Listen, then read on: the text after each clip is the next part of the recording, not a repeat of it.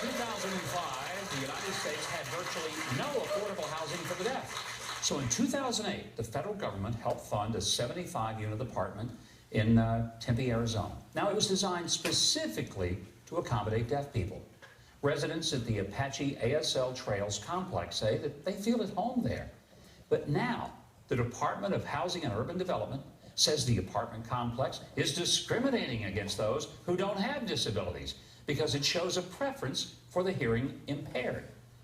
Now, think about this. The department wants to cap off the units for the deaf to 18, meaning the other 57 units would be blocked off from the very people they were built specifically for, and only available to those who don't have any disability at all. Joining me is Linda Russell. She is deaf, and she's the resident manager of Apache ASL Trails. Her attorney, Mary Vargas, who represents the buildings, is also here, and Linda's interpreter, Rocky DeBuno. It's good to have all of you here. And Linda, let me begin with you. Linda, what are the fears among the residents? Well, the people are very concerned that they're going to be actually thrust back into a situation where they're very isolated. And also, they were very concerned, and we've got a lot of nerves that are being built up because of that. We don't know what's going to happen next. You know, isolation is very scary for any kind of a person, but especially those who are senior citizens or those who are older, you know, and so we don't want to see people be thrust back into isolation. And Linda, as someone who is deaf, you know, you have these resources at the apartment complex that was built expressly for people who are deaf. What do you think about the federal government coming in and saying, we don't want deaf people to live in a place that was designed for deaf people? Well, I'm very disappointed in that attitude. You know, and I have given a standing invitation to the Deputy Secretary, Morris Jones, to come and visit, actually, Apache ASL Trails. And he has that standing invitation. He's not yet accepted the invitation, but he is very welcome, and our doors are always open to him. You know, and that is a place that we feel at home. We're very comfortable that we're all unified there. And it's a place that we feel that we're able to communicate with one another. We have a lot of friends. We have a lot of safety features that are there.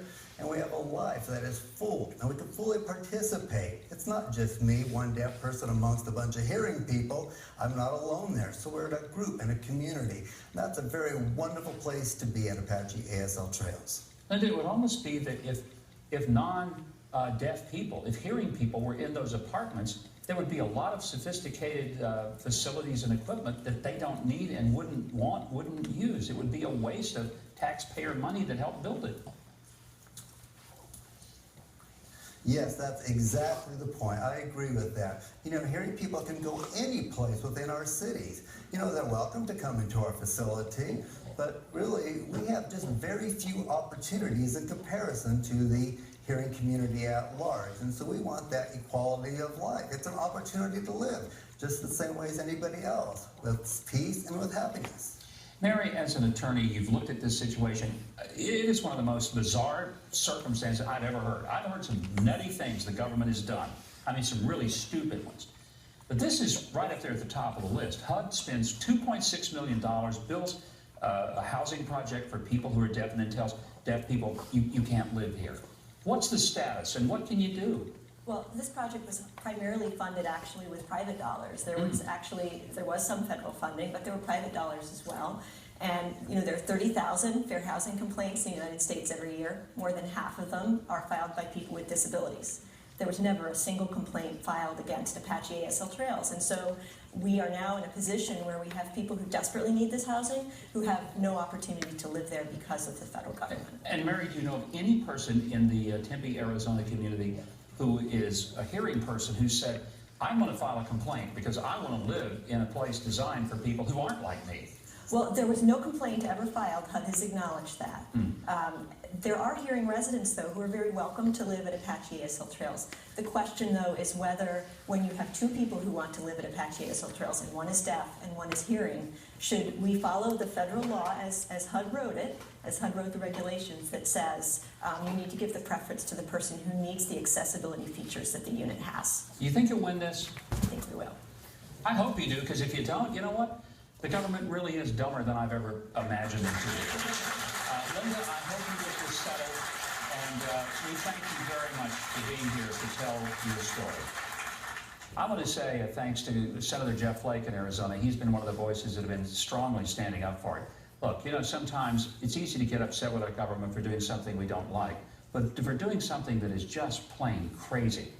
This is not an issue that is about Democrats, Republicans. This is the difference between using our brains and turning them off and using them for something, but clearly not for thinking. Please stand with the folks at Apache ASL, and let's hope Hub will actually turn on the lights upstairs. All right, well, you met him earlier in the show. Coming up, Brian Milson is going to rejoin us with his song and a very powerful message. That's next.